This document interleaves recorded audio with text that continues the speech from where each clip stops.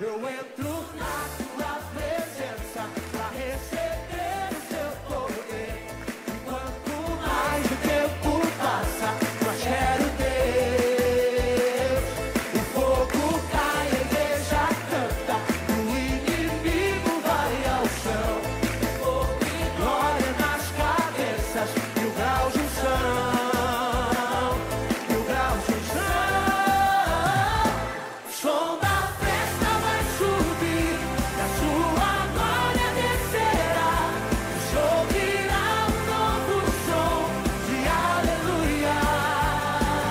O som da festa vai subir, a sua glória descerá. O show virá um novo... Aleluia. Se deixar, vai-se embora, né? Aleluia. Ah, então solta, Jonathan. Ele está animado, o Daniel quer dançar.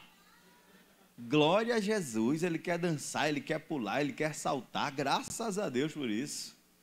E a gente faz isso, né? Na nossa fé, com o nosso Senhor, dizendo que Ele é maravilhoso, mesmo em meio às lutas, mesmo em meio às aflições, às dificuldades que nós passamos, irmãos. A gente precisa ter sempre isso em nossos corações, para que a gente permaneça fiel até o fim. Eu estava vendo umas palavras, uns dizeres de uma pessoa, e eu achei bem interessante. O autor eu não esqueço, né? Eu me esqueço, aliás, o autor.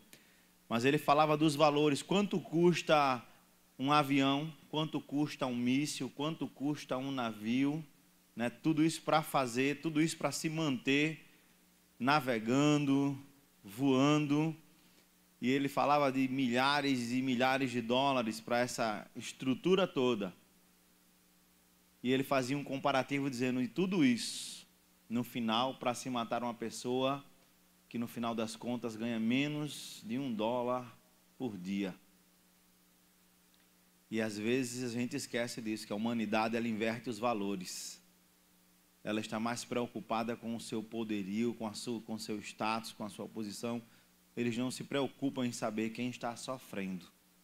E a gente precisa entender que Deus olhou para o mundo e viu o sofrimento de um povo que clamava por salvação. E o papel da igreja é estar orando, clamando ao Senhor, para que Ele esteja intervindo, que Ele haja com misericórdia e mude o coração desses homens, que esses homens possam ser quebrantados pelo Senhor, mas sempre atentos, irmãos, conscientes de que são sinais. Jesus, Ele está voltando. Os sinais estão aí. Só não vê quem não quer, mas os sinais estão aí. Possa ser que Jesus volte hoje. E você? O que vai acontecer com você? Eu sei que eu vou. Pastor, eu sei que eu vou, não sei se você vai. Quem tem que saber a respeito da sua vida, da sua fé, da sua caminhada com Cristo, é você e não eu. Meu papel é ensinar, meu papel é ajudar, meu papel é exortar, mas eu não posso determinar quem vai e quem não vai. Eu prego, eu ensino, eu exorto, eu cuido. Agora a sua vida, o seu particular com Deus, pertence a você e a mais ninguém. Continuando aquilo que nós iniciamos na semana passada sobre os atributos de Deus, né? E a sua importância para a nossa fé. Nós tratamos aqui semana passada sobre os atributos incomunicáveis de Deus. Falamos sobre a sua autoexistência, a sua existência autônoma, né? Deus existe em si mesmo, tá certo? Como é que eu vou explicar como é que Deus foi criado? Deus, não sei como dizer como Ele foi criado, como é que Ele se criou, quando foi. Eu sei que a Bíblia declara que Ele existe desde a eternidade, desde sempre. Deus existe, Ele é Deus, e a gente precisa compreender isso. Falamos sobre a imutabilidade de Deus. Deus não muda, né? Tem gente que acha que Deus mudou porque são os novos tempos, obrigado meu santo, são os novos tempos, a nova sociedade, a nova ordem, os novos pensamentos, a nova era. Deus continua o mesmo.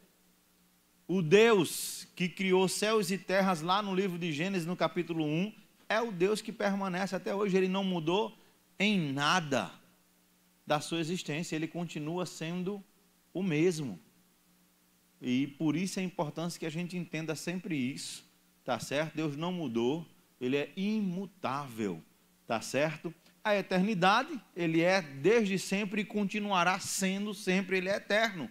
Ele existe dentro da eternidade, acabou-se a sua onipresença, Deus está em todos os lugares, nas menores partículas da vida, em todo o universo, Deus está lá, tá certo? Ele é onipresente, Ele sabe o que nós estamos conversando e tratando aqui, da mesma forma que Ele sabe o que está sendo conversado e tratado no mesmo instante, lá no Japão, lá na China, Ele é onipresente. Não existe, segundo o salmista declarou, não existe lugares onde você possa se esconder de Deus, viu, Hudson? Não tem. Não existe lugar de chumbo onde Deus não possa lhe ver, sabe? Às vezes as pessoas, elas se deixam enganar a si próprias, não é? Achando que Deus não tem ninguém me vendo. Mas Deus está te vendo. Deus está vendo o que você está fazendo, tá certo?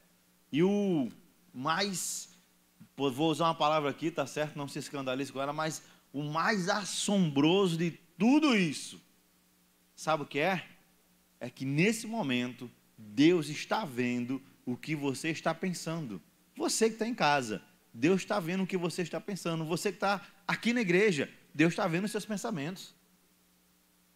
Você pode ludibriar as pessoas com as suas ações, com as suas palavras, mas Deus está olhando para dentro de você e está vendo o que é que você está pensando, por que você está agindo assim, por que você está tomando essa decisão. Deus sabe, Ele é onipresente, Ele está em todo lugar, tá certo? E dentro dessa onipresença está a sua onipotência, não é? Ele é o Todo-Poderoso.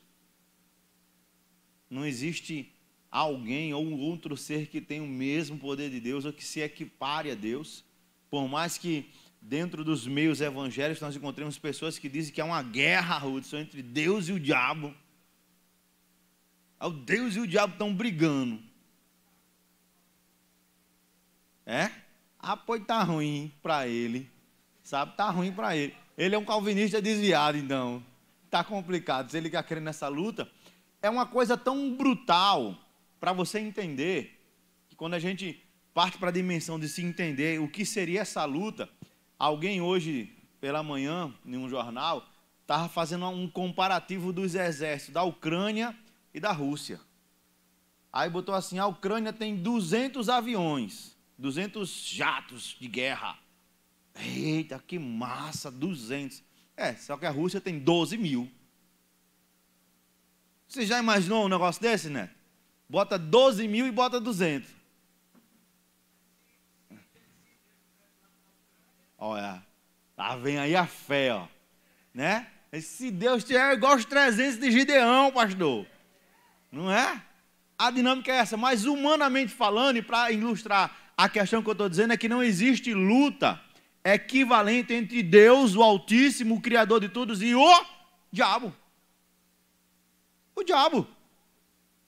E lembre-se de uma coisa, não se escandalize com isso, mas quem criou o diabo? Então, meu irmão, esse é o ponto. Deus é o Todo-Poderoso. Já está sentenciado. Criado e sentenciado. É igual a você, Iranildo. Criado e sentenciado. Você vai casar. Você está sentenciado. Sabe? Tá nada. Criado e sentenciado. Ele já tem o dia, ele tem o lugar, tudo certo da sua condenação eterna. Acabou-se. Então não existe essa dinâmica de que Deus está travando uma luta com o diabo. Não, não tem. Não existe isso. Tá certo? E dentro também os atributos, esses atributos que eu estou falando foram os incomunicáveis, né? Os incomunicáveis, como assim, pastor? Porque só Deus os tem. Nós sabemos que Ele tem e Ele não compartilha isso conosco, a sua onisciência, que é a dinâmica de que Deus sabe tudo e todas as coisas, tá certo? O que você vai fazer amanhã, Deus sabe hoje. Pastor, Ele é onisciente, Ele sabe todas as coisas. Então, não existe essa história como muitas pessoas acharam, né, falaram em 2020 que a Covid pegou Deus de calça curta, pegou Deus despreparado. Não tem, irmão. Deus já sabia de tudo. Tá certo? Deus já sabia de tudo e a gente precisa entender isso. Ele sempre sabe de tudo. Nada acontece sem que Deus saiba. Acabou-se. Ah, pastor, e por que Deus permite que aconteçam coisas ruins? Ele está dentro da soberania dele. Ele é soberano e tchau. Não existe essa dinâmica de que, porque Deus sabe todas as coisas, porque Ele não impediu o mal de acontecer. Não existe isso. Tá certo? Entendam sempre isso. Então, dentro da soberania de Deus, Ele é soberano, Ele age, Ele tem misericórdia. E um detalhe em Deus é que Ele declara: terei misericórdia de quem eu quiser ter misericórdia. Ponto final. E hoje, nós vamos tratar dos atributos comunicáveis de Deus. Pastor, e qual é a diferença dos atributos comunicáveis para os atributos incomunicáveis? É que os incomunicáveis, eles estão na pessoa de Deus e somente nele. Só Ele é eterno, só Ele é onisciente, só Ele é onipresente, só Ele é onipotente, tá certo? Só Ele. Mas os atributos comunicáveis de Deus para com a humanidade são atributos que Deus tem, dê um glória, e Ele se comunica conosco e nós também os temos. Esses são os atributos comunicáveis de Deus. Os atributos que eu vou tratar nessa noite, nesse dia, eles estão presentes em Deus, mas Ele também tem que estar presente em nós como igreja, como seu povo, como seus filhos, como pessoas que declaram que têm o pleno conhecimento dEle. Então, tudo que eu vou tratar nessa noite, eu quero desejar a você que você busque tê-los na sua vida. Lógico que você não os terá de forma perfeita, tá certo? Você os terá em porções, em melhorias que você vai aplicando na sua vida, na maturidade que você vai tendo, tá certo? Até chegar o dia do Senhor e nós irmos para a eternidade e morar com o Pai. Mas entenda isso, você tem que ter. Todos os atributos que eu vou tratar aqui fazem parte da pessoa de Deus e devem fazer parte daqueles que chamam Ele de Pai, que se aproximam dEle. Amém? Então, viva! Abra sua Bíblia no Evangelho de João, no capítulo 17, no verso 17.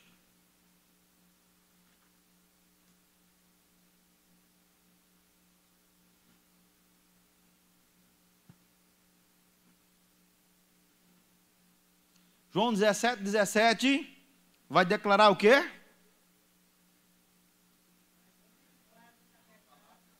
A tua palavra é a verdade. Ainda no Evangelho de João, no capítulo 14, no versículo 6, esse aí todo mundo sabe. Ninguém olha, não. Não quero que ninguém olhe na Bíblia, não. Todo mundo, todo crente tem que saber o que está escrito em João 14, 6.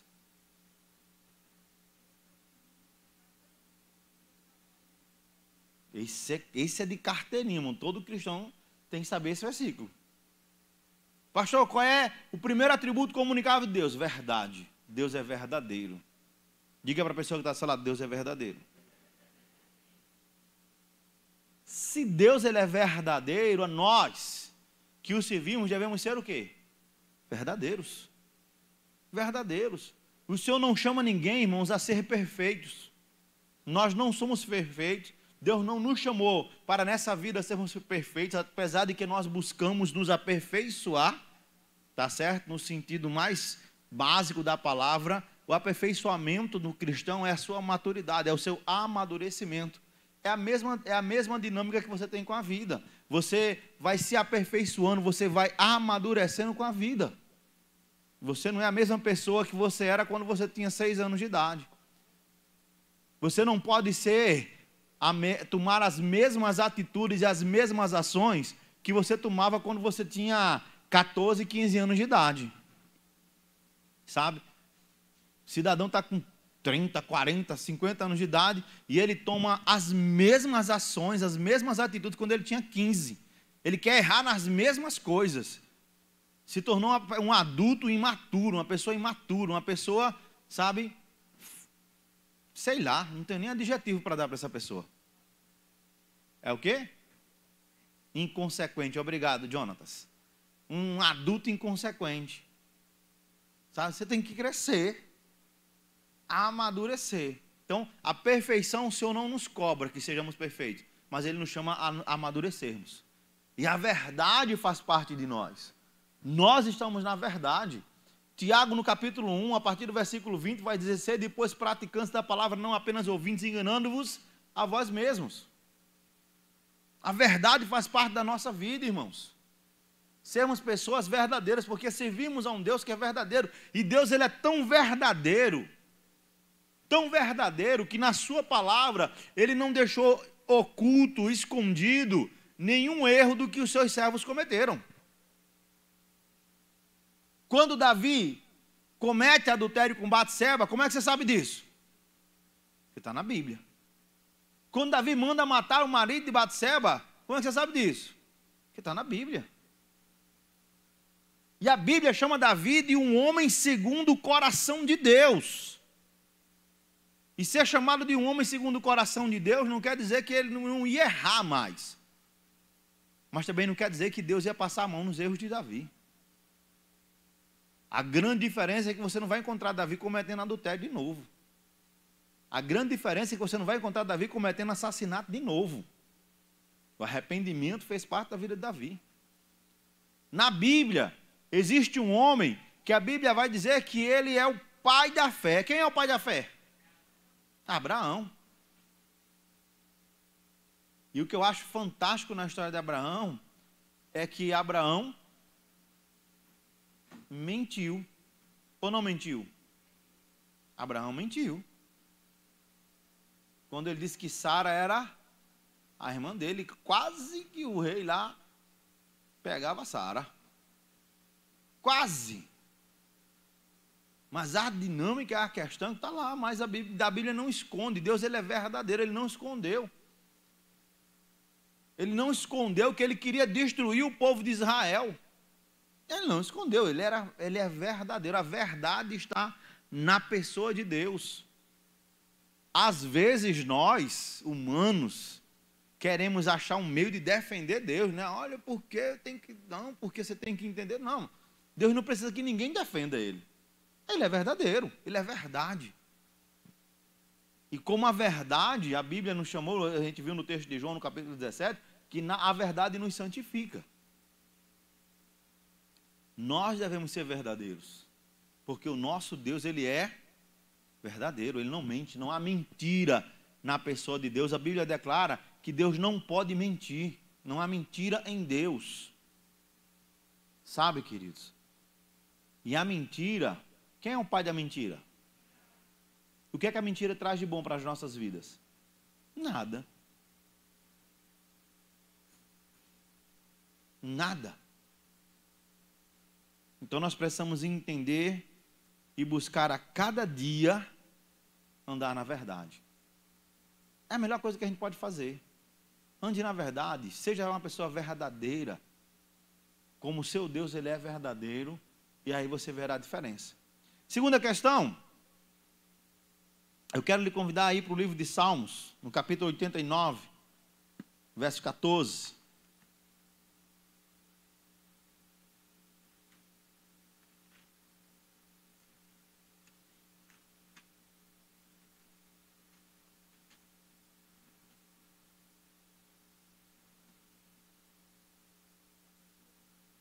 Amém? Declara o seguinte: justiça e direito são o fundamento do teu trono, graça e verdade te precedem. Deus é justo. Amém, irmãos? Deus, Ele é justo. Em tudo que você vai olhar, em todo o tratamento que Deus tem para com o seu povo, para com a humanidade, você vai encontrar a justiça de Deus sendo manifestada. Você vai encontrar Ele sendo justo. É um atributo de Deus, a sua justiça. O salmista declara ainda no Salmo 23, versículo 3.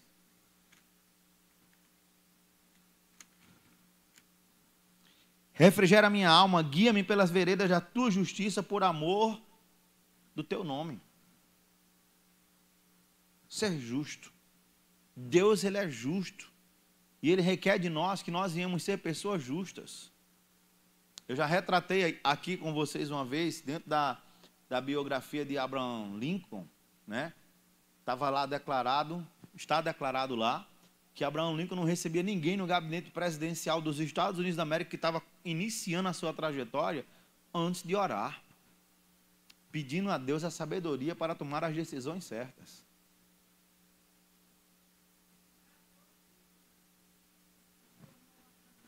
Não é à toa, né? O problema é a humanidade, o problema não está em Deus. Tá certo? O nascimento é até meio louco, irmãos, quando a gente parte para a história em si da igreja, porque os Estados Unidos eram uma colônia de quem? Vocês não leem a história? Da Inglaterra. Os ingleses foram o país, aqueles que colonizaram os Estados Unidos da América, né? E eles, além de levar todo o seu poderio de colonizador, levaram também a fé. O nascimento dos Estados Unidos vem por uma nação que no seu momento ela era protestante. E eles levam a fé. E você quer ver a loucura dessa igreja que nasce? A loucura dessa igreja que nasce é que tinha a igreja dos brancos e a igreja dos negros. Se a gente acha difícil pregar o evangelho hoje, Jonathan, imagina o que era pregar o evangelho numa época onde tinha o pastor dos brancos e o pastor dos negros. E eles usavam rigorosamente a mesma Bíblia. Eles falavam do mesmo Deus, porém, eles não poderiam estar no mesmo lugar. E aí vai explicar um Deus justo no meio dessa loucura. Aí vai vir toda a dinâmica lá, mas a justiça, o ato de ser uma pessoa justa, sabe? Aí a gente vive dentro de muitos enganos, porque as pessoas hoje elas entendem, é o próximo atributo, tá certo? Eu não vou entrar nele agora, mas é o próximo. Elas entendem amar de uma forma diferente. As pessoas entendem que amar é aceitar tudo sem dizer nada. Amar é aceitar tudo sem questionar. Amar é aceitar tudo sem exortar. Amar é aceitar tudo sem disciplinar. Isso é amor. E isso pode ter outro nome, né? Minha mãe chamava isso de sem vergonhice, mas não é amor. Tá certo? Então, dentro da justiça de Deus, você vai encontrar o amor de Deus interagindo nessa situação. Os atributos são muito ligados entre si, mas você vai ver, ó, tá aqui, ser justo. Ser justo é você tratar todos da mesma forma. Ser justo é você entender quando alguém lhe exorta. Ser justo é você buscar tomar as decisões mais embasadas possíveis na palavra. Ser justo é você ser uma pessoa que não busca em si os seus próprios interesses, mas busca em si viver de acordo com a vontade de Deus. Guia-me nos caminhos da tua justiça. Sabe? Quando é levado para Jesus aquela mulher que foi pega traindo o marido, o que é que as pessoas faziam? Insistiam. Que Jesus desse a sua sentença. E qual foi a sentença de Jesus? Hein? Não, eu quero saber a sentença de Jesus. Jesus perdoa no final. Eu quero saber a sentença de Jesus.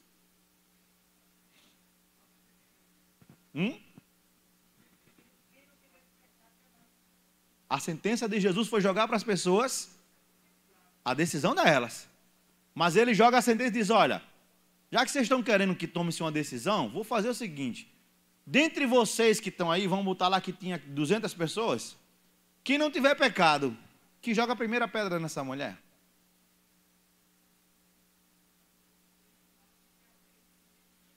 A lei dizia que tinha que ser feito aquilo.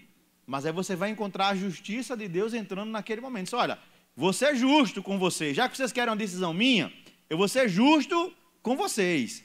A lei declara. Beleza. Mas já que aqui tem alguém, pessoas que não cometeram nenhum pecado, que estão fera, top, né? Pode jogar a primeira pedra.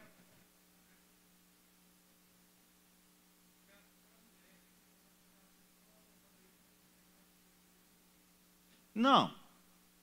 Eu não quero ir para a ideia do que eles estavam querendo fazer. Porque a ideia do que eles estavam querendo fazer era que se Jesus condenassem, eles iam dizer, cadê o teu amor? Cadê o teu amor? Se Jesus a perdoasse, eles iam dizer, está quebrando a lei. Olha aí, ó. Jesus seria passível de ser apedrejado naquele momento em que ele estava quebrando a lei. Então Jesus, utilizando-se de um atributo de justiça, ele vai usar a justiça para sair, no nosso ditado aqui, no nosso adágio, né, da sinuca de bico que estavam colocando a ele. Olha, não tem problema, já que vocês estão insistindo tanto que eu dei uma posição, a minha posição ela está condenada. Tá certo? Ela está condenada. Como assim, pastor? Ela está condenada. Porque Jesus disse, aquele que não tiver pecado, que atire a primeira pedra. Ele deu a sentença dela, deu ou não deu? Morte. Morte, a sentença seria morte. Ele disse, quem não tiver pecado, atira a primeira pedra. Mas só que Jesus os levou a pensar nas suas próprias vidas, nas suas próprias ações. Aí todo mundo parou e disse, poxa, a gente já está errado porque a gente está escandalizando ela. A gente já está errado. Aí o cara assim, eu saí de casa hoje, fiz isso, falei isso. Aí começaram a pensar nos seus próprios pecados. Por isso todo mundo soltou sua pedrinha. Não, preste atenção. Eles não olharam para a mulher e eles não olharam para Jesus. Aquele momento foi um momento de reflexão. Aquilo que a gente vai entender depois, quando Paulo diz, examine-se, pois, o homem a si mesmo. Aquele momento foi um ensinamento de Cristo. Aquele que não tiver pecado, que atire. A justiça de Deus sendo colocada em ação. Um exame de consciência. Menina, meu Deus do céu, arrasou, hein? Aí, um exame de consciência. Aí Jesus lança, tá certo, irmãos?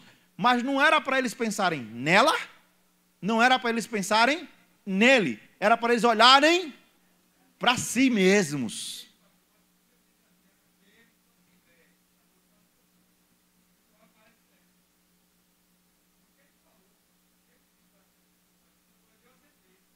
Deu a sentença. E não foi isso que eu acabei de dizer? Bob Léo, puxa o cabelo dele. Mas ele não... Está entendendo? Aí eles foram um ato de... Aí, quando todos eles vão embora, aí Jesus vai entrar com a misericórdia. Tá certo? Tá lá na frente. Mas ele vai dizer, mulher, aonde estão os teus acusadores? Senhor, não tem ninguém, todo mundo foi embora. Nem eles te condenaram, mas o único que ficou lá foi aquele que não tinha o quê? O único que ficou foi o que não tinha pecado. Ele poderia ter sido o primeiro a ir embora. Mas o único que ficou foi ele. Que como um ato de justiça, ele precisava declarar sobre ela o perdão. Onde estão os teus acusadores? Senhor, não tem ninguém, todo mundo foi embora. Falei, nem eu te condeno. Vais e não peques mais. Eu estou atribuindo outra sentença sobre você agora. Um ato de justiça. A igreja de Jesus, ela está aqui para ser justa. Os filhos de Deus estão aqui para ter atos de justiça. Tá certo?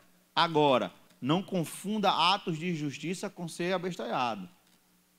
Tá certo? É por isso que você é baseado na verdade, vai viver a verdade, tá certo? E aí você vai ter atos de justiça, porque você vive uma vida baseada na verdade. Amém? Aí, o terceiro vai ser justamente aquilo que eu estava tratando, o amor. A Bíblia declara no livro de João, capítulo 3, versículo 16, de tal é um amor ativo, não egoísta. Sabe, irmãos, é uma falta de palavras e definições para o que é o amor de Deus e para o que é o amor hoje. O amor se tornou passível de se falar. Antigamente, uma pessoa demorava-se muito tempo para dizer para outra pessoa que amava, né? Era algo cheio de um peso emocional muito forte, porque os mais antigos, os mais experientes, eles entendiam que quando você amava alguém para sempre. Hoje isso perdeu muito valor, profeta.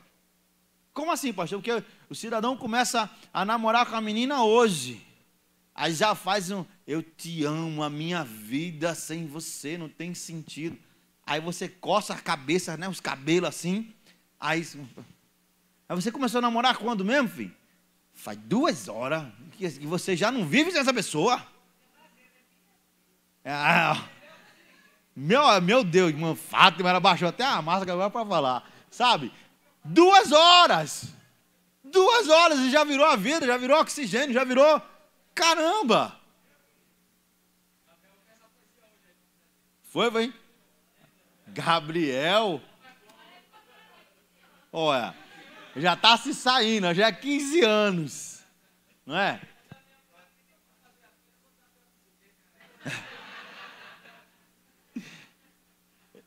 Eu acho que vai precisar de um cilindro grande, boy, viu?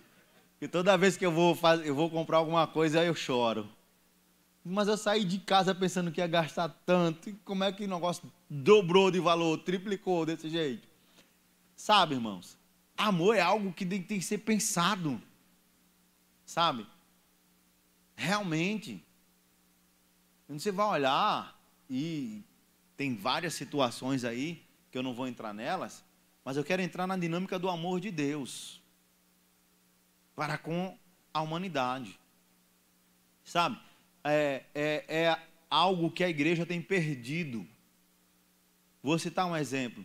Se a gente tivesse aqui agora e chegasse uma pessoa aqui que os irmãos conhecessem, né, uma pessoa que vive aí uma vida destruída, uma vida envolvida na criminalidade, como é que as pessoas dentro da igreja olham para essas pessoas? Já tem uma desconfiança, né? Chegou um camarada que Berg conhece desde quando ele era pequeno, e o cabo que Berg conhece já tem 60 mortes nas costas. Olha só. Aí entrou na igreja, andou do lado de Berg, e Berg já vai procurar uma cadeira vazia no outro canto, senão não é por nada não, boy. Não tenho problema contigo não, né?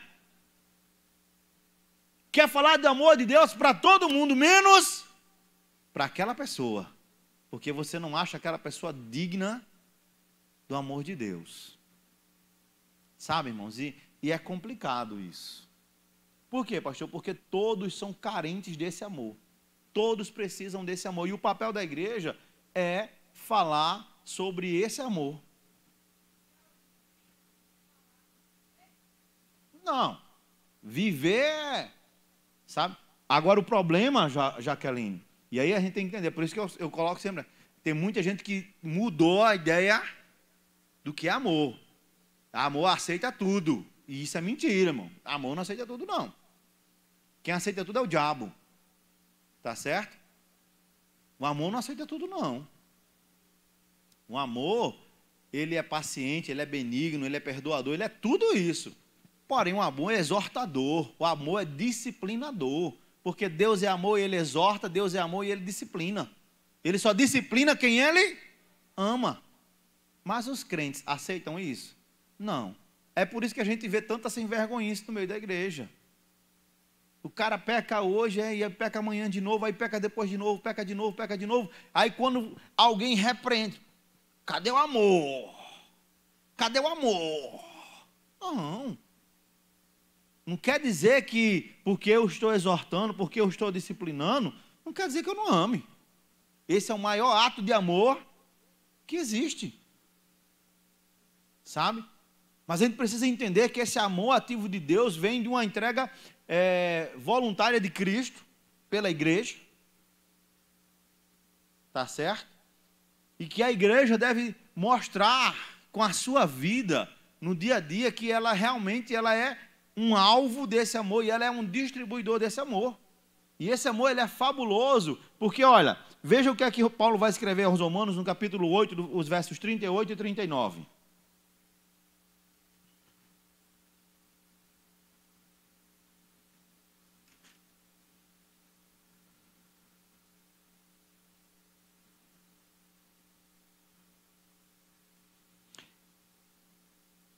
Porque eu estou bem certo de que nem a morte, nem a vida, nem os anjos, nem principados, nem as coisas presentes, nem o porvir, nem os poderes, nem a altura, nem profundidade, nem qualquer outra criatura poderá nos separar do amor de Deus que está em Jesus Cristo, nosso Senhor. É um amor indestrutível. Não se esgota, não se acaba. Sabe? É essa dinâmica que a gente precisa entender sobre o amor de Deus. Sabe, compreender isso é algo que a gente precisa a cada dia, irmãos, para que a gente não se perca, como muitos têm se perdido, que não vivenciam mais esse amor. E é um atributo fantástico, fabuloso. Foi o que moveu Deus a mandar Jesus Cristo para morrer em nosso lugar. Ah, pastor, as minhas lutas, as suas lutas não são empecilho para o amor de Deus na sua vida. As suas tribulações não são empecilhos para o amor de Deus na sua vida. Sabe? As suas limitações não são empecilhos para o amor de Deus na sua vida. O erro se encontra aonde nós, muitas das vezes, nós nos colocamos apenas como filho pródigo. Como assim, pastor? Que queria apenas as benesses do pai. Queria apenas as posses do pai. Que queria apenas os bens materiais do pai. Era o que o filho pródigo queria. Quando ele perdeu tudo isso, e ele estava lá no chiqueiro dos porcos, comendo lá uma comida, uma ração qualquer que se colocava para os porcos, ele lembrou que o menor, o escravo na casa do pai, tinha o que comer. Olha a lembrança do filho pródigo. Ele volta para a casa do pai se achando indigno, se achando que não merecia nada, não queria ser chamado nem de filho, queria um lugar junto com a criadagem. E o pai o chama de volta, né, com a graça e com o amor dele. O pai o limpa, o pai o purifica, o pai o reveste, o pai lhe dá um anel a marca da herança para aquele filho. Porque o pai disse que ele era mais importante do que aquilo que ele perdeu. Mas lembra-se que, a parábola vai finalizar com uma festa. Porque Jesus está dizendo que aquele arrependimento ele era tão genuíno que aquele filho não vai voltar a tomar a mesma atitude errada. Isso é amor, irmãos, de Deus. A gente vive um contexto onde as pessoas não entendem o que é esse amor. Elas acham que para Deus amá-las, Deus tem que dar muito dinheiro. Para Deus amá-las, Deus tem que dar um emprego topado, né? Para Deus amá-las, Deus tem que dar condições para eles terem as roupas mais caras que tem. Isso seria prova de que é amado por Deus, irmão? Não é. Deus pode te dar tudo isso. E se você não quiser, estou aqui, Senhor, pode dar para mim. Não tenho problema nenhum com isso. Tá certo? Mas tudo isso se acaba. Tudo isso tem fim. Sabe por quê, irmãos? Porque ninguém sabe o dia nem a hora. Esses dias mesmo eu estava vendo, acho que foi ontem que morreu aí uma cantora famosa, né? Uma senhora. E eu estava ouvindo uma reportagem que eu disse, caramba, quando as pessoas pensam que sabem tudo ou que tem tudo, Daniel. 3 dias, irmão, sabe o que é 3 dias? 3 dias antes da mulher ser internada no hospital, da onde ela não sairia com vida, ela estava dando uma entrevista. Eu falei, rapaz, eu soube que você estava doente. Ela fez, eu tive uns passamentos, mas agora já está tudo bem, já está tudo tranquilo. Aí ela dizendo, olha, eu fiquei assim abestalhada com a minha vida quando eu me vi cantando no programa do Silvio Santos, no programa da Xuxa, no Faustão, no Raul Gil. Eu ia para circo cantar para ganhar boneca.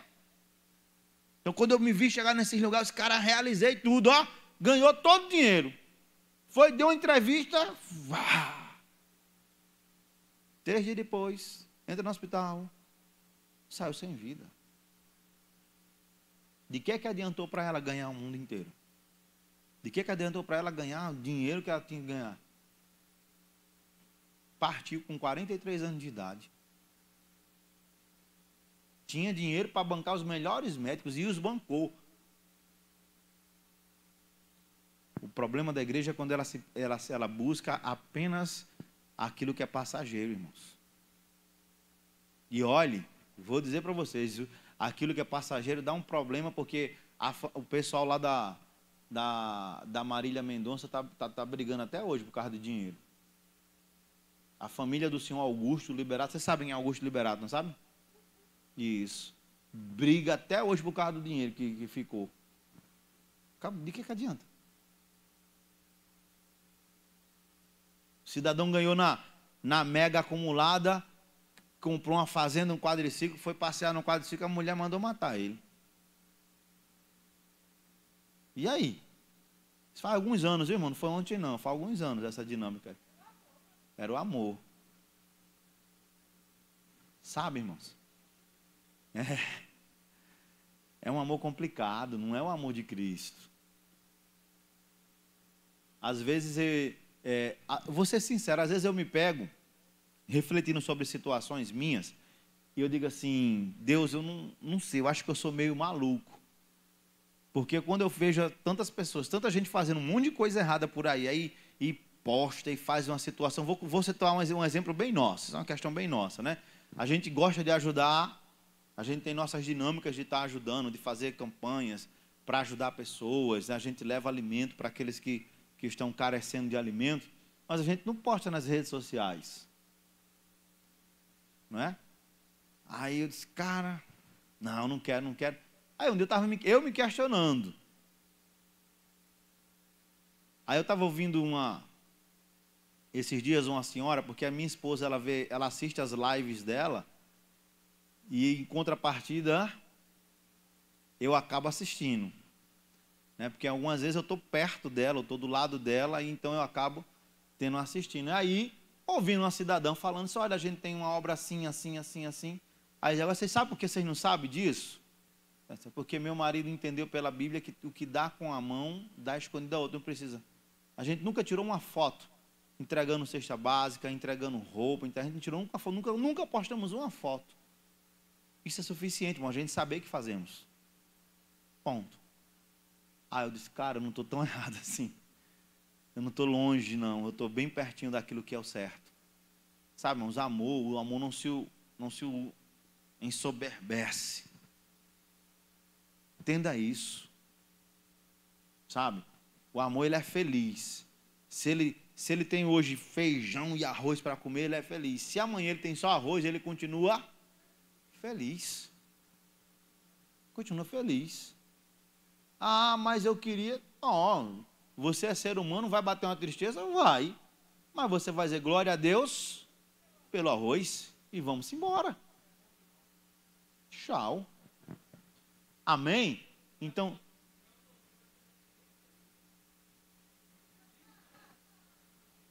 Meu Deus do céu, arroz doce. Eu mereço, viu? Vamos lá, queridos. Abra sua Bíblia no livro de Filipenses, capítulo 1, versículo 16.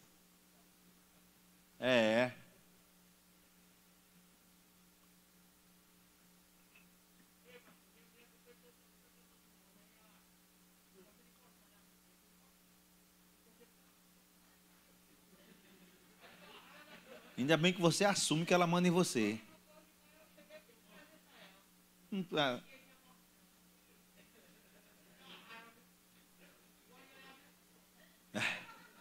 Quem? Você gosta de olhar a vida dos outros? Você.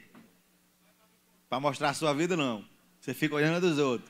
Fofoqueiro. Tá vendo? Ainda bem que ele se entrega, irmão. Tá certo? Mas olha, irmãos, são as loucuras, Gabriel, da vida. Porque se você posta alguma coisa da sua vida, você está sujeito a receber vários elogios, né? mas também está sujeito a receber. Mas as pessoas não gostam de quê? Das críticas. Aí começam as brigas, porque não sei o quê. Meu irmão, você não vai agradar todo mundo. Acabou-se. Aí tinha situações aqui, por exemplo, que tinha um cidadão que eu gostava muito de ouvir ele, porque ele era isento, mas depois ele se enrolou todinho e acabou deixou de ser isento para seguir só uma linha. Ele não perdeu muito crédito. Porque, caramba, o assunto está aqui, o cara podia estar tratando o assunto da maneira certa e ele preferia forçar o assunto a dizer outra coisa. Mas uma situação que eu gostava nele é que ele, nos vídeos dele, ele ainda diz isso, né? Deixa o seu like ou deixa o seu dislike. Se você gostou, dá um legal. Se você não gostou, dá um dislike aí e acabou. Pronto. Não afligia ele. Então a gente precisa aprender, irmãos, a sermos nós mesmos os primeiros autocríticos da nossa vida. Sabe? Eu não tenho como agradar todo mundo. Então, quando vem os elogios, eu vou dizer, pô, bacana, fui elogiado. Quando vem as críticas, a primeira questão que eu tenho que fazer é para olhar o fundamento da crítica. Se aquela crítica tem um fundamento, tem um pezinho de realidade, de verdade nela, eu preciso observar e mudar. Mas se não tem, meu irmão, como diz o ditado popular, você vai cagar e andar. Eita. Desculpa aí, pessoal da mídia. Sabe? Porque, irmãos, realidade. Se não tem fundamento, Daniel, se não tem nada a ver, eu vou estar morrendo porque fulano não está gostando? Não, deixa de ser besta, meu irmão.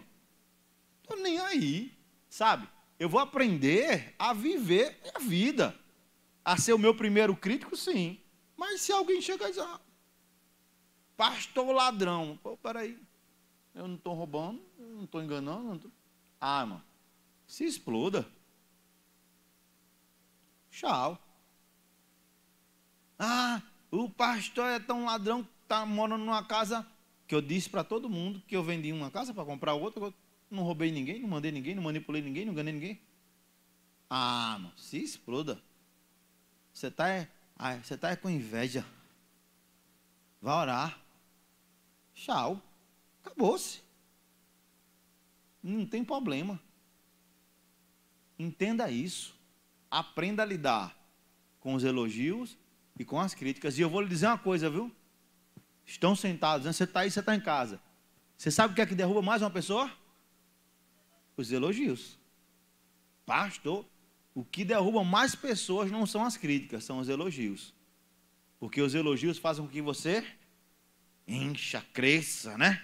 Você nem precisa de whey, você nem precisa ir para a academia malhar. Só pensar que alguém vai te elogiando, o cara vai elogiando o Ruth, elogiando. Daqui a pouco o Ruth está andando todo cheio de soberba, todo cheio de arrogância. Buf, caiu, velho. Já era. Sabe? E as críticas, lide com elas. Se elas não são verdadeiras, se elas não são autênticas, se você não é aquilo que estão dizendo que você é, você faz o quê? Não faz nada. Agora, quando a situação é verdadeira, aprenda a lidar com ela. Alguém chega, vou estar aqui, ela é muito bem resolvida, tá certo? Essa pessoa que eu vou falar aqui. Alguém chega para a Vitória Kézia e diz, pô, tu é magra, Vitória. Vai chorar, né? Ela chora. Mas, Vitória, tu é gorda? Mas tem gente, se você chegar e dizer isso para ela, quem? Bia? Meu Deus do céu. Sabe? Então, aprenda a lidar, irmãos. Então, se está falando, estou magro, já tomei remédio, já fiz exame, não engordo, deve ser muito ruim. Né? Tem aquele ditado, eu sou magro de ruim. Não é seu caso, Vitória. Talvez seja o de Bia. É, Bia, seu caso? É. Ela ficou a pensar ainda, Vitória, se é ou não. Sabe? Mas aprenda a lidar, irmão. Sabe? Seja resolvido consigo mesmo. E a Lohane se achando forte. Meu Deus do céu. Vocês tinham que ver o que Lohane estava fazendo aqui, viu? É porque não tem uma câmera virada. Brevemente nós teremos uma câmera virada. Eu quero ver. Continuamos. Filipenses 1,16. Já, jovem. Estes o fazem por amor, sabendo que aqui me encontro para a defesa. Eu acho que eu li o texto errado, irmão.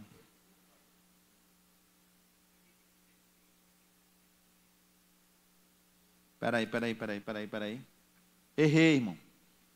Olha aí. Deixa eu voltar aqui.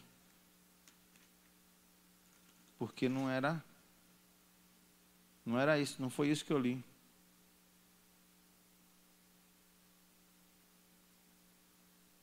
Complicado, viu? Foi Gabriel, não foi?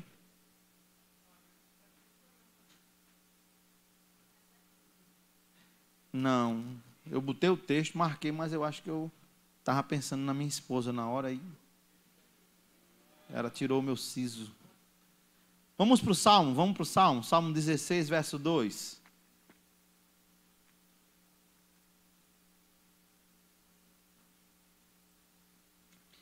É melhor do que eu ficar procurando aqui, todo mundo em casa olhando.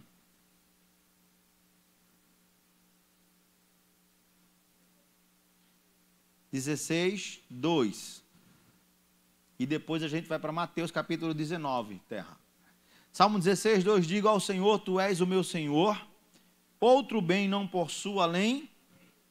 Tá certo? Vai já chegar aí o que eu quero. Mateus 19. A partir do 16 e o 17, Jonatas.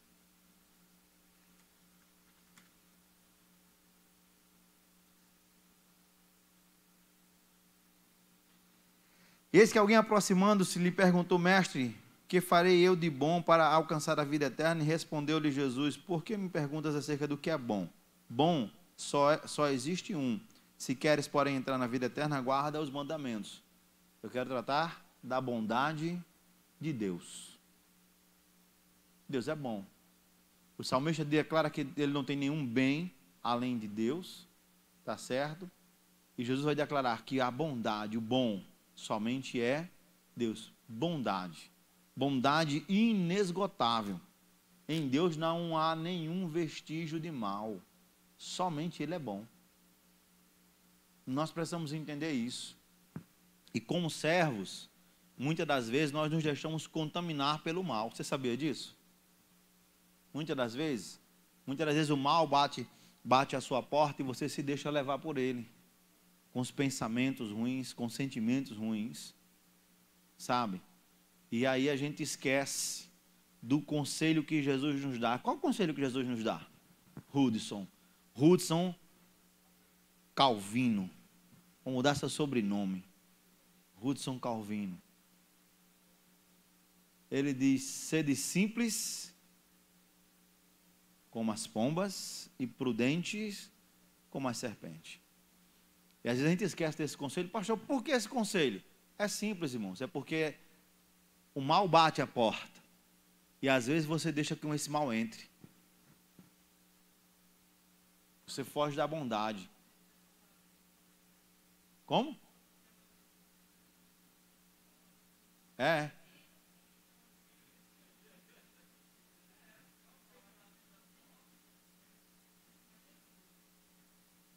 Você diz isso para Benício todo dia? A música. Ele sabe a porta para Jesus. A Ben já está ensinando. Sabe, irmãos? Olha, é muito louco quando a gente para pensar nessas questões sobre bondade e a gente vê como o mal tem entrado. Nunca se ouviu tanto crente dizer, por exemplo, eu sou uma pessoa que entendo que no Brasil a gente precisaria de uma reforma geral no nosso Código Penal. Tá certo? Geral. Para mim era geral. Pedófilo tem que ser preso. Dirigiu embriagado. Cara, ele não fez mal nenhum, ele já dirigiu embriagado, tem que ser preso. Tá certo? Corrupto tem que ser preso. Sabe? E é tudo, irmão. Acabou-se. E é para ser preso e passar muito tempo lá. Agora, nesses presídios que a gente tem, não. Para mim, presídio tinha que ser assim, num alto sertão, nas pedreiras, os caras quebrando pedra o dia todinho lá. Tá, quebrando pedra. Bom, deixava quebrando pedra. Oi? Não, fazendo tijolo não, isso é bom. Eu quero acabar quebrando pedra. E sem dinamite, viu, Daniel? Era na... Lógico. Sabe? Tinha que ser assim, irmão. O negócio tinha que ser assim.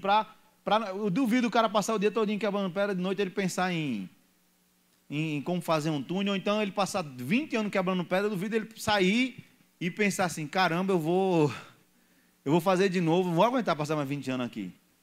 Sabe? Tinha que ser assim.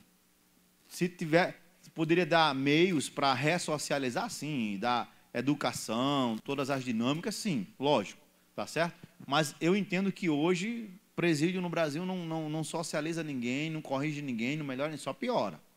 Essa é a realidade do Brasil.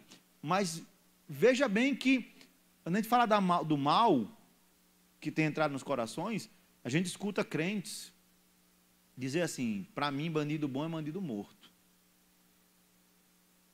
É vida. Querendo eu ou você ou não, sempre será uma vida. Hein? O amor já ficou de lado. É vida, irmãos. Tá certo? É vida. Tem coisas, por exemplo, que eu particularmente, eu não entendo. A gente está tendo uma situação aí agora no Brasil, de uma jovem que foi presa, acho que foi na Tailândia, com cocaína. Ela foi entrar, aí a família está chorando porque a bichinha está presa lá. E aí eles estão com medo dela ser, que lá é pena de morte para quem faz isso. Mas peraí, filho, quando você concordou em receber os dólares lá, Daniel, você sabia para onde estava indo. Você sabia o que podia acontecer. Esse é um problema. Tá certo? Mas entenda bem isso, irmãos. O mal adentrando nos corações. Aí a gente começa a se alimentar desse mal. Se alimenta. Onde fica a bondade? Porque quando a gente se alimenta desse mal, a gente não acredita que Deus alcançou aquela prostituta e ela hoje é uma mulher nova em Cristo Jesus. Deus não olha mais para ela como prostituta. Deus não olha mais para ela como uma mulher que vendia seu corpo para ganhar a vida. Deus olha para ela como uma nova criatura, redimida por Jesus Cristo, como uma nova pessoa. Mas quando nós nos alimentamos do mal, nós acreditamos, Daniel? Não. A gente diz, essa Jezabel aí veio para derrubar os irmãos. E tem até profeta que se levanta dentro da igreja para declarar isso. Sabe, queridos? Esse é o grande problema. Que a bondade tem ficado longe dos corações. Os irmãos, os crentes, têm se deixado contaminar justamente por isso. E isso é algo terrível. Porque você já imaginou, Rogerinho, Deus falando com você para você ir pregar em uma tribo de canibais? Como você chegar lá para falar para pessoas que estão se alimentando não de outros animais, mas de outras pessoas? E o que dizer para eles, Rogerinho? Ou dizer assim, eu vou nada, Jesus, eu quero que eles morram. Eles se alimentam de... Olha, é a sopa, é? Você está entendendo? É essa dinâmica, irmãos. Quando o mal adentra nos corações, e aí ele domina. E ele domina os corações. Sabe? Aí quando o mal domina os corações, você não faz mais o bem, porque você tem um amor de Deus na sua vida. Você é levado a fazer o bem apenas pelo interesse. Ou você é levado por aquilo que vai simplesmente lhe dar aquilo que você quer, aquilo que a gente tratou na mensagem de domingo, né? A volta dos que não deveriam ter ido. Porque eram pessoas que apenas se preocupavam com as suas próprias necessidades. Não existia bondade. Se for fazer esse frio, Beatriz, olha, eu vou ter uma das melhores noites da minha vida. Não, o de Rogério a gente já deu destino, graças a Deus. Não se deixe levar pelo mal. Busque viver a bondade de Cristo na sua vida. Sempre. É a bondade de Cristo que nos leva a fazer aquilo que as pessoas não entendem porque nós fazemos. Quando Jesus foi para a casa de Zaqueu, ele foi por conta desse amor e dessa bondade. Quando Jesus aceitou que aquela mulher lavasse os seus pés, e as pessoas disseram, sabe que essa mulher que está lavando teus pés? A bondade, o amor estavam de forma presentes na vida de Jesus. Esse é um atributo que nos leva ao grau de importância para a nossa fé sempre, irmãos. A gente tem que ter isso sempre conosco. Amém? Eles dormiram. Vamos para o próximo. Lucas 1:78.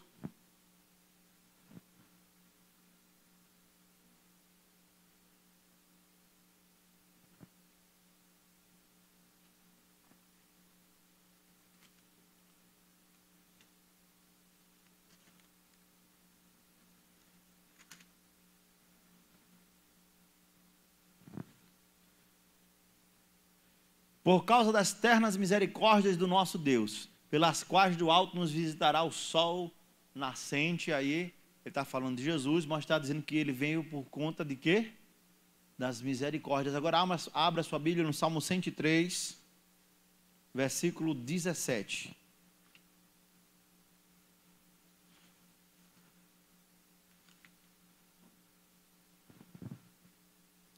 Salmo 103, verso 17.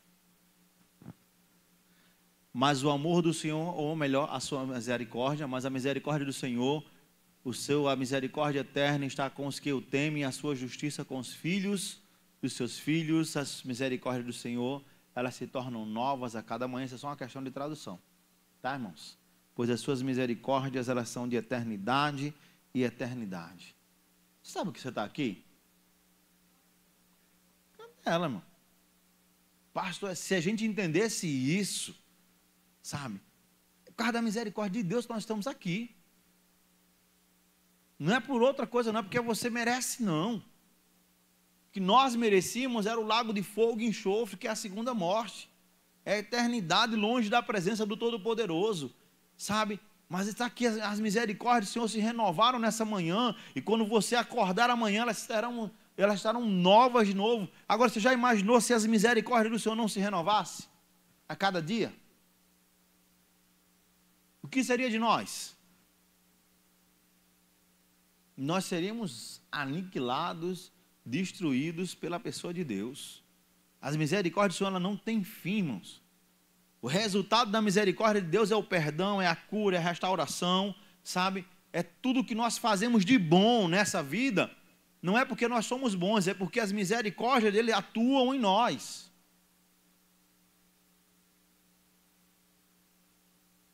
Elas são o diferencial. Um Deus misericordioso. Onde está a misericórdia? Já parou para pensar nisso? As quantas anda a misericórdia na vida da igreja de Jesus?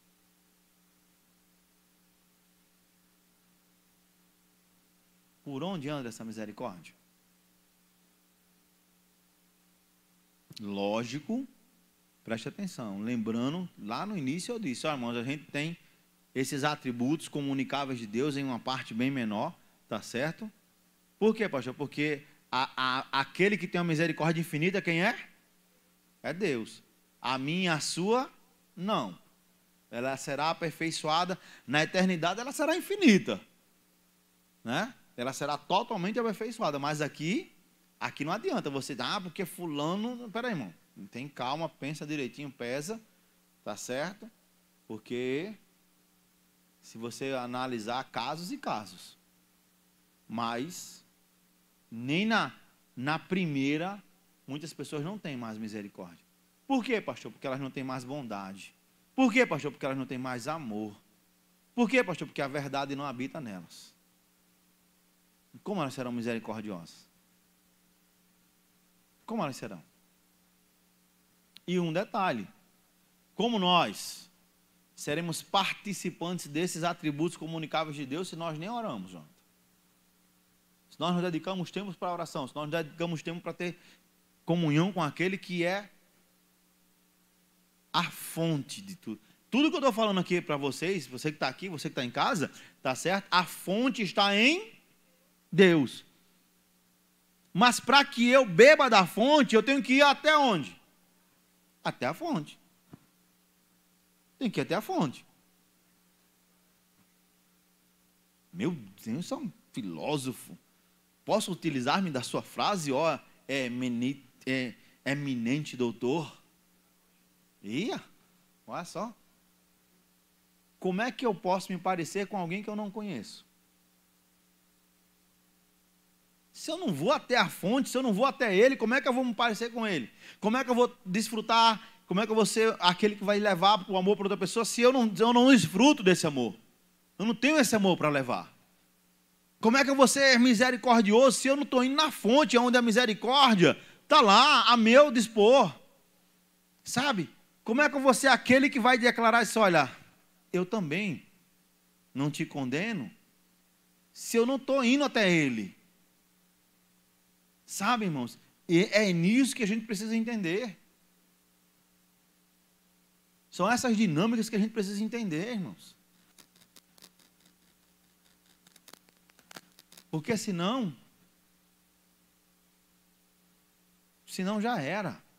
Não há sentido na vida da igreja se os atributos não fazem parte de nós. Penúltimo.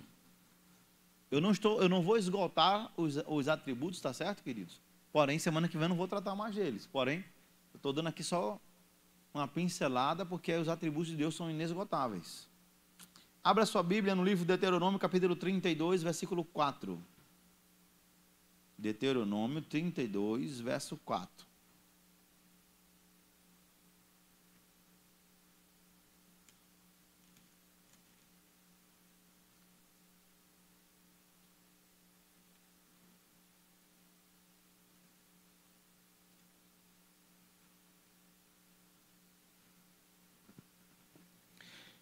Ele é a rocha, as suas obras são perfeitas e todos os seus caminhos são justos. É Deus fiel, que não comete erro, justo e reto. Ele, aleluia, ele é fiel. Ele é fiel. Acabou-se, irmão. Ele é fiel, fidelidade. Agora, preste atenção numa coisa. Deus, ele é fiel. Amém? Aí eu vou abrir um leque imenso e vou fechar em uma única coisa, em um relacionamento. Tá certo? Como é que você pode querer que seu marido seja fiel a você se ele não é fiel a Deus? Eita! Abriu o leque. Como é que seu namorado vai ser fiel a você se ele não é fiel a Deus? É simples. Agora, como é que ele vai ser fiel a Deus se ele não vai até Deus? É simples, é essa a dinâmica, irmãos. Deus, ele é fiel, sempre foi, sempre será. A infidelidade é nossa. Se você olhar para as sete apostasias de Israel descritas no livro de Juízes, você vai encontrar que Israel é castigado, oprimido por conta da sua infidelidade. Não foi porque Deus deixou de ser fiel, não. Foi pela infidelidade do povo. A gente precisa entender isso. E quando eu falo em infidelidade, irmãos, tá? Tem gente, a pessoa é infiel, aí lembra logo de dízimos e ofertas. Eu não estou falando disso, não. Estou falando de tudo. Tudo, pastor, é tudo. Sabe? Infidelidade. Você quer ver uma questão que eu acho interessante em relação à fé? Eu vou usar um exemplo de uma pessoa, de uma jovem, eu esqueço, eu não sei como falar o nome dela, mas ela ganhou, inclusive, o Prêmio Nobel da Paz, há alguns anos aí, tá certo? A Malala, não sei o quê. A menina lá que foi estuprada no ônibus, tentaram matar ela no ônibus, por conta da vontade que ela tinha de estudar os muçulmanos. E ela foi salva, e aí ela está na Inglaterra, se não me falha a memória, né, tal. Mas você sabe o que eu acho interessante? É que ela foi estuprada e tentaram matar ela. Quem tentou fazer isso com ela? Os muçulmanos. Qual é a fé dela? Qual a fé dela? E por que quando ela foi para a Inglaterra ela não mudou de fé? Malala?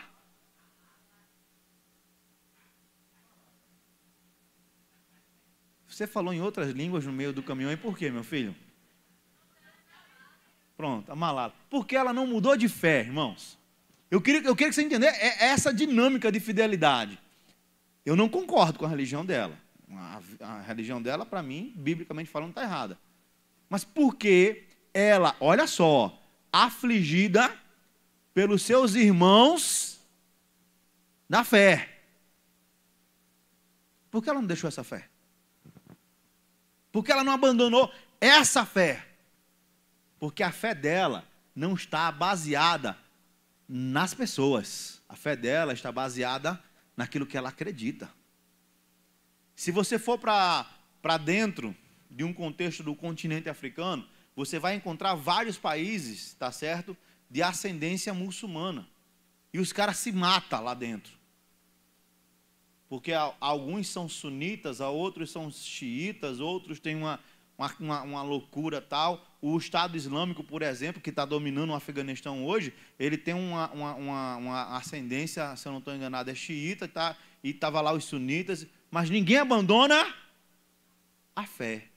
Aí, irmão, vocês me desculpem, eu vou bater, sabe? É porque os infelizes dos crentes abandonam a fé. E ainda tem a ousadia de apontar o dedo para outros que são falhos igual a ele. E quando você para olhar essa loucura fora da igreja, e as pessoas permanecem na mesma fé, elas não abandonam, porque elas sabem aquilo que elas acreditam. Ponto.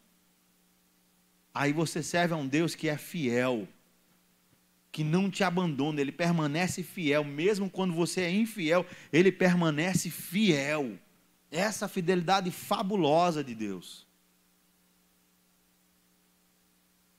E aí você vai encontrar homens e mulheres que se tornam infiéis ao Senhor, se prostituem com os prazeres dessa vida. Abra sua Bíblia no segunda carta aos Tessalonicenses, no capítulo 3, versículo 3.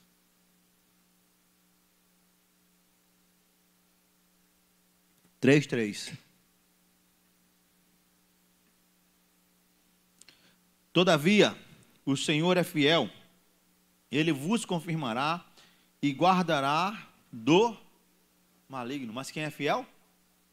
O Senhor. A fidelidade dele, o atributo dele. Mas eu preciso buscar na minha vida essa fidelidade. Qual é o primeiro mandamento? O maior mandamento. Como? Não, esse é o segundo. Eu quero o primeiro. Amarás o Senhor teu Deus com todas as tuas forças, com todo o teu ser. Se, eu quero que você reflita, você que está aqui, você está em casa. Se hoje, Jesus Cristo entrasse, abre a porta aí, por favor, querido. Jesus Cristo entrasse por aquela porta ali. Isso, agora fecha a porta. Isso aí é. E chegasse aqui na frente e declarasse para mim e para vocês: vim buscar minha igreja, mas só vai comigo aqueles que me amam com todas as suas forças. Você ia ou você ficava?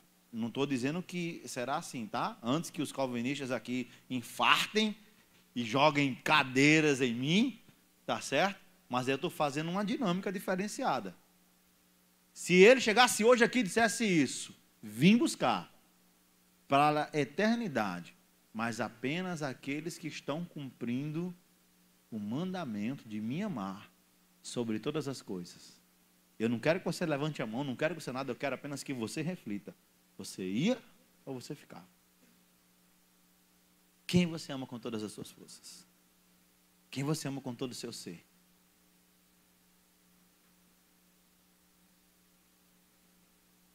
Pois a fidelidade é baseada nisso. Como assim, pastor? Ele é fiel. E Ele é fiel quando Ele prometeu o Salvador e Ele mandou o Salvador. Ele é fiel quando Ele nos amou e não impôs situações para que esse amor fosse manifesto. Tá certo? Ele não disse assim: olha, Berg, eu vou mandar meu filho morrer por você, mas para ele morrer por você, você tem que perder 10 quilos.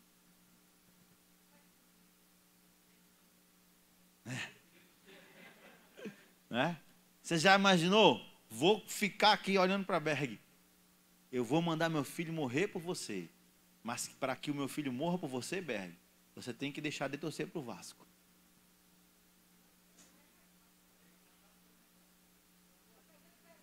Tá pegando, olha? Tá vendo a dinâmica? Sabe, irmãos? Por que esse questionamento? É simples.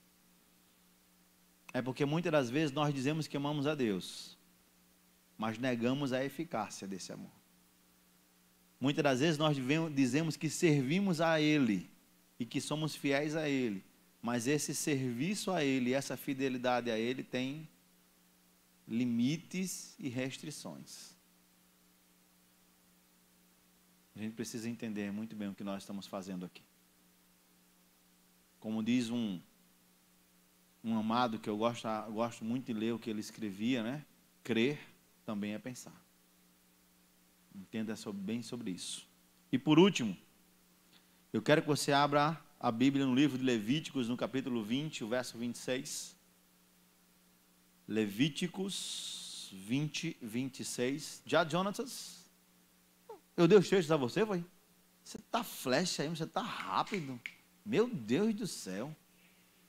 Jesus. A barba, era a barba que atrapalhava ele. Ó.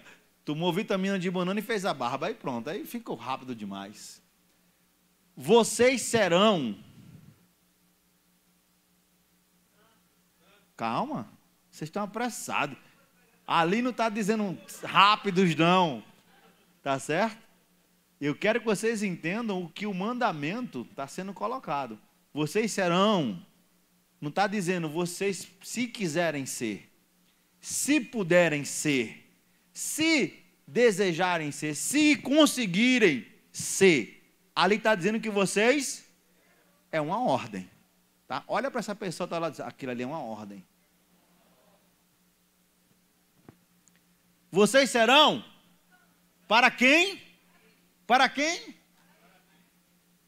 Porque eu, o Senhor, sou santo e os separarei dentre os povos para serem meus. Vocês serão santos. Separei. Separei, obrigado. Eu li rápido demais. Para serem meus. Vocês serão santos. Ei, olha para mim. Ele não perguntou se você queria ser santo. Ele não perguntou se você podia ser santo. Se dava para você ser santo. Se tinha como fazer um jeitinho da sua teologia calvinista, Hudson, e você ser santo. Ele não disse isso. Ele disse, você vai ser. Aí, ó, primeira carta do apóstolo Pedro, capítulo 1, versículos 15 e 16. Mas assim como é santo aquele que vos chamou, sejam santos vocês também em tudo o que... Fica aí, não passa ainda não. Volta. Aí, querido. Sejam santos vocês também, aonde? Aonde, irmãos? Na igreja. No dia de culto, no dia do ministério, no dia do evangelismo, na hora que acorda ou na hora que vai dormir. Existe um tempo para ser santo? Existe um lugar para ser santo? Existem pessoas aonde você tem que ser santo? Sejam santos E por que a gente não vê isso? Sabe, irmãos? Por que a gente não vê isso? Sejam santos em tudo. Santo não é ser adorado, tá certo? A cultura de santos dentro da questão da colonização brasileira, isso é questão histórica, tá certo? Está dentro da antropologia da história do Brasil. Nós somos colonizados por Portugal, tá? E a colônia portuguesa trouxe para o Brasil a fé de Portugal à época, a fé oficial do governo do povo português, que era a Igreja Católica Apostólica Romana, que defende que santos são pessoas que devem ser veneradas, adoradas, a quem você faz promessas a eles, porque eles têm acesso a Deus. É por isso que muito crente sem vergonha, que está com as raízes presas ainda na sua fé antiga, porque Rudes agora só quer ser santo. Tem crente que diz isso, me dói, meu irmão, me dá coceira. Sabe, tem que tomar antialérgico quando eu escuto isso, porque eu fico em tempo de infartar de tanta coceira que eu tenho quando eu escuto um crente dizer, porque fulano de tal, crente, quer ser santo, e tu é crente, e tu leu um bendito do versículo que está na Bíblia, que diz que o crente tem que ser santo em tudo. Que o crente, quer ele tome um copo de água, quer ele coma feijão, tem que fazer tudo para que o nome do Pai seja glorificado. Aí vem para mim, com essa balelinha de questionar a santidade. Sabe, quando alguém chega e diz, olha, porque porque fulano só quer ser santo, porque o pastor é radical demais, só quer ser santo, só quer ser santo.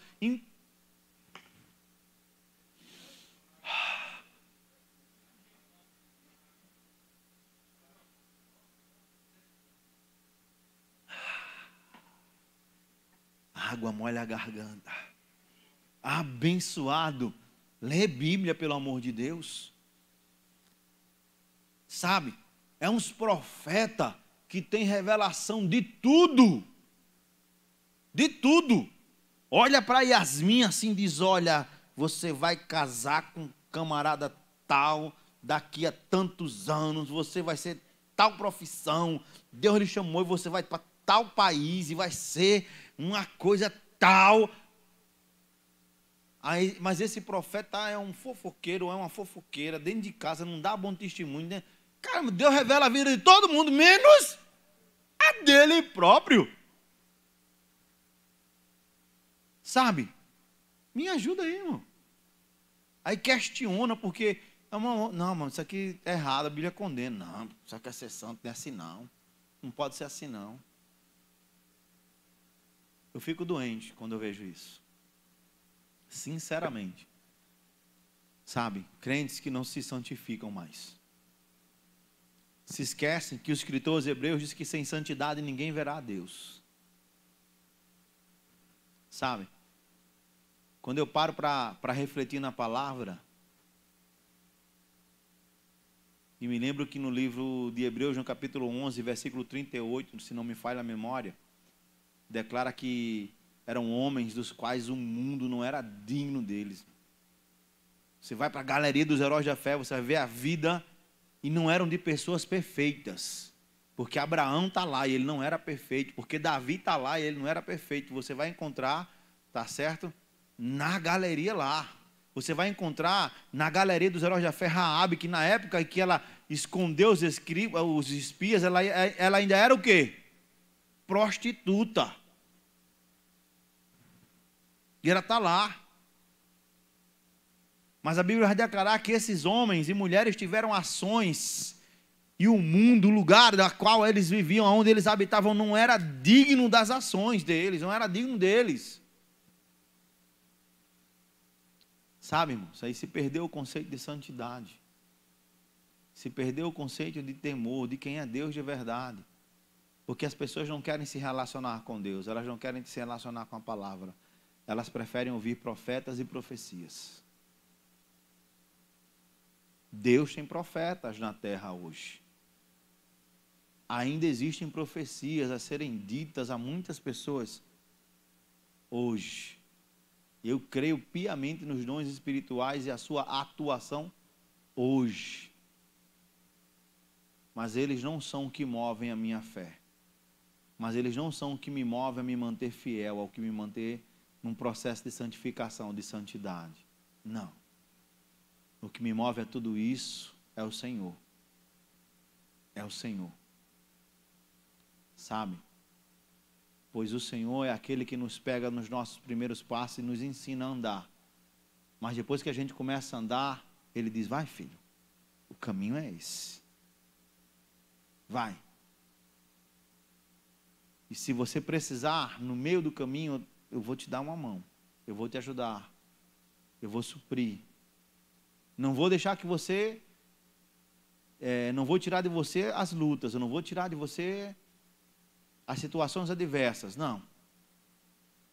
A sua vida não será marcada apenas por vitórias. Existirão momentos de perca. Mas em todos os momentos eu estarei com você. Seja santo. Porque aquele a quem você serve, Ele é santo. Feche os seus olhos. Paizinho, nós te louvamos pelo teu carinho, pelo teu cuidado. Nós te louvamos pelo teu amor. Nós te louvamos pela tua graça. Nós te louvamos, ó Deus, porque o Senhor tem sido fantástico com as nossas vidas. Nos ensine a nos manter, Deus amado e eterno, fiéis ao Senhor. Para que a gente nunca venha te abandonar. Ou que nós venhamos fazer alguma coisa que venha escandalizar o teu nome, venha escandalizar o teu evangelho. Que nós venhamos ver uma fé a cada dia. Que ao chegarmos aos nossos 30, 40, 50 anos, 60 anos de evangelho, se o Senhor não tiver voltado para levar a tua igreja, que nós possamos chegar felizes, sem nunca te deixar, sem nunca escandalizar, mas que venhamos permanecer fiéis ao Senhor, de uma forma onde o Senhor seja glorificado, que o Senhor seja engrandecido e exaltado, meu Pai, em o nome de Jesus. Jesus é bom? Aleluia, graças a Deus por isso. Tem algum pedido de oração aí, mídia? Tem algum aviso aí, querida? Não tem não? Deixa eu lembrar os irmãos.